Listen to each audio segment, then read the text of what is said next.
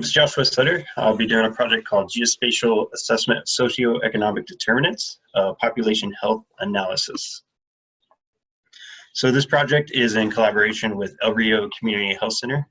They are the largest federally qualified health center within Arizona, and their mission is to provide health services to serve the underrepresented communities of Arizona. So El Rio wanted to look at social determinants of health, which we'll refer to as health factors. And these are defined by the World Health Organization as the conditions in which people are born, grow, live, work, or age in. So if you think about your demographics within your area that you live, such as poverty level, education attainment, housing characteristics, these are all characteristics that play a role in who you are today. So they want to look at health factors to understand the demographics of their patients, determine areas that are experiencing stress levels or high health stress levels, and then use this as evidence to provide health programs or health services. So not per se designate a new hospital, but be able to locate populations in need for outreach programs. So the questions we had for this project is, how well is El Rio Health actually doing in serving the underrepresented populations within Tucson? And which one of the health factors actually play a major role in explaining our patient population, and how can we use this information? So this is a list of 21 health factors that were provided to me by El Rio Health. Keep in mind there's many more health factors in the world than just these 21. These are just 21 that they wanted to pinpoint for this analysis. So going forward, we'll take a look at the study area and the methodology behind this project. We'll take a look at the El Rio Health patient population and do a health factor analysis. We'll look at two different regression models, next steps, and conclusion. So our study area is Pima County, Arizona. It's located in southern Arizona with a population of about 1 million people, and is considered Arizona's second most populous county. So within Arizona, or within Pima County, we'll actually be looking at the tract level. So tracts, each one of these shapes is an individual tract. So these are used by US Census surveys in order to capture demographics of a certain area. Tracts represent roughly 1,200 to 8,000 persons per area.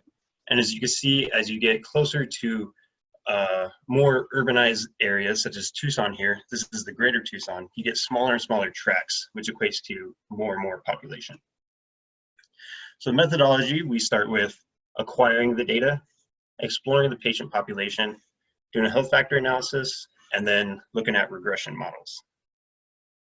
So El Rio did provide me their patient information, which then I geocoded into points. The health factors were calculated using US Census Tiger files, which is ACS 5-year estimates on different demographics within a certain area of interest. When we look at the patient population, we'll determine trends of the population and look at hotspots and densities of that population. Health factor analysis will determine stress levels. So for example, if you think about one single tract, the percentage of that tract that, the percentage of the population that is in poverty is kind of an indication of that health stress within that tract. So we'll take a look at trends between the 21 health factors. The two different regression models, the first one is an ordinary least squared model to determine significant health factors. And then we'll test that with a geographically weighted regression model to look at the relationships between health factors and the patient points. So our patient points, you can see they're clustered around that urban area. So the total patients are 155,215 within Pima County itself. And then as you get to the greater Tucson area, there's actually 96% of those total population actually fall within the greater Tucson area. So for this project, going forward, we'll look at the greater Tucson area. So here are those points. Each one of these is a unique individual El Rio patient point. So from this, we can actually create a kernel density map. We'll put on our reference of El Rio health centers and roads. So this map is showing, if you pick any given point on this map, say here, this is 2,900 to 3,300 patients are found within a square mile of that point. And as you can see, there's clustering happening around South Tucson, Central Tucson, kind of Oracle, Miracle Mile area. And then as you get west and east, it kind of dissipates. And this correlates with our hospitals pretty well, which makes sense because it's the patient population. But you still have these hospitals where there's lower patient counts around those demographic areas. So what we wanted to look at is, what are the driving factors behind these clustering areas? Is it poverty, income per capita? What health factor is actually playing a role in explaining this distribution of patients? So when we look at the health factors, we first calculate all the health factors into tract level. So we'll have 21 percentages per tract, one for each health factor. And this is going to represent Pima County population health status and allow us to locate tracts experiencing high stress levels. So if we look at our study location again, these are the tracts that fall within that greater Tucson area. So I'll show you the first two examples of the 21 health factors that we mapped out. So this first one is AHCCCS, so access. This is a type of insurance. So persons at or below 138% federal poverty guideline. So the 138 is kind of an income bracket. If you're at that 138% and below, you qualify for access or Medicaid. So if we pick this tract per se, this is 47 to 59% of that tract's population qualifies for access. And our second example is linguistic isolation. So this is persons with some difficulty speaking English within the household that is over 18 years of age. And as you can see, you can start to see tracts that pop out at you and trends of like Southern Tucson, Central Tucson, and then you have these sprinkled out tracts around town. So instead of looking at all 21 together or all 21 individually, I created a stress index and combined them all together for a more clear picture. So I took the 21 health factors, averaged them together, and then created a z-score off of that. So if you think about an individual tract, it has 21 different percentages, one for each health factor, combine them all, and then get an average score, and then create z-scores from those. So the z-score is number of standard deviations away from the mean, the average mean, from all the tracts. So this map essentially is representation of Pima County's population health status. So tracts that have a higher z-score indicate higher overall stress based on those 21 factors. So now we have a map kind of showing us distribution of the health status around Tucson. So now we want to look at the El Rio patient population health status instead of Pima County by itself. So we take those 21 health factors and we run it through a regression model. Our first model is the ordinary least squared. So this tests independent variables with dependent variables. Our dependent variable is going to be our intercept, which is our patient count, our patient points. We're going to test them with our 21 health factors.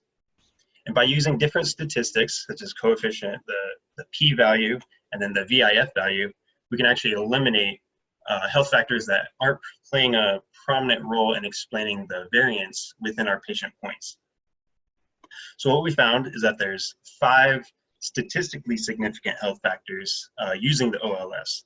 We have the R-squared of 64%, so 64% of the variation of the patient points are actually being explained by these 5 significant health factors.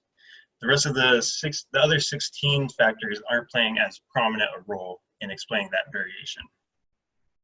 So these health factors equate to this. So I labeled it SI underscore a number just for simplicity running through the model for myself.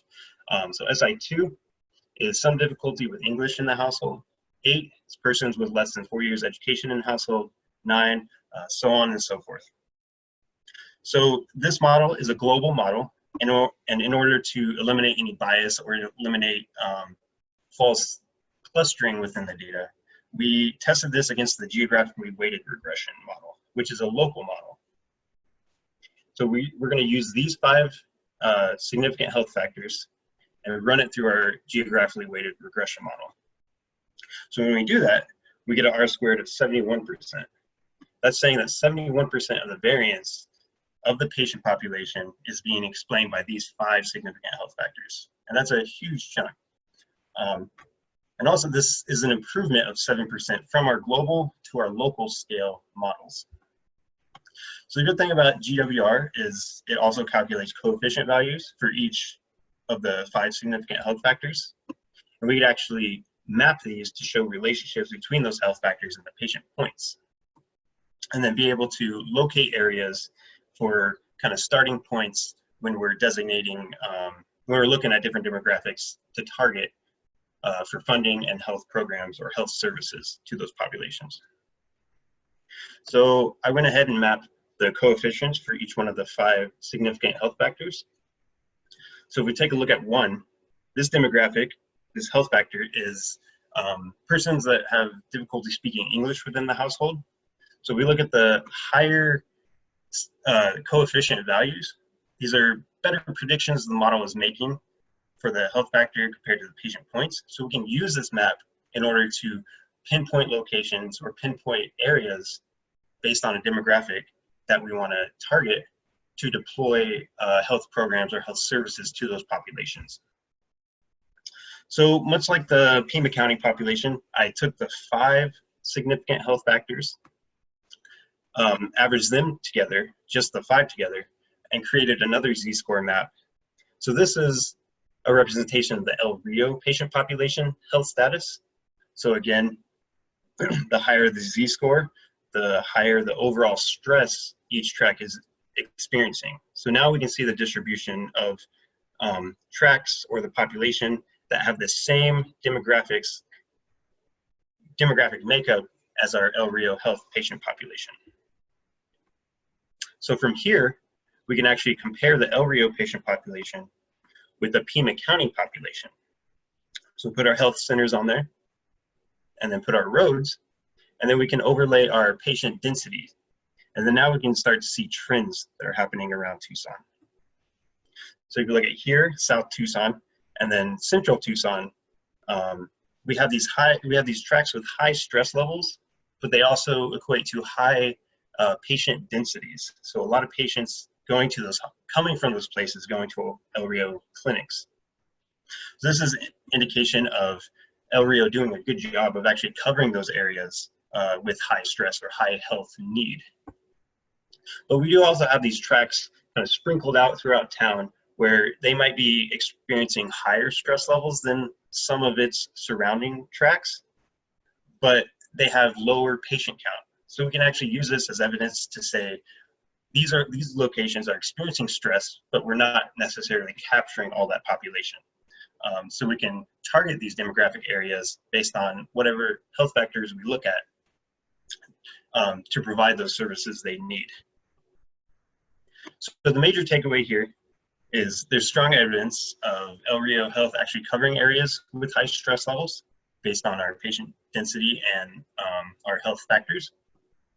And by using regression models, we can actually use these maps, use these correlations as evidence to apply for funding for future health programs or health services or health outreach to populations in need.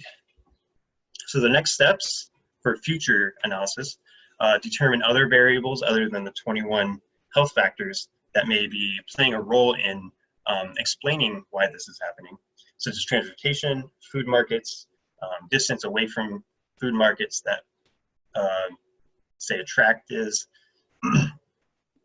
focus in on an area of interest within Tucson. So maybe Speedway and Campbell, or zoom into Grant and Dodge. I know that track had a high stress level, but lower patient population, so we can actually define what's actually going on in that neighborhood. And then determine why a patient goes to a hospital, but may pass another hospital along the way. So I'd like to thank the El Rio Health faculty team and board members. Thank you for this incredible opportunity and all your support and guidance along the way. You guys have been amazing.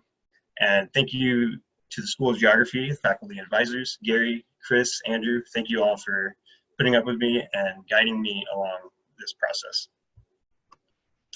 And thank you. Any questions?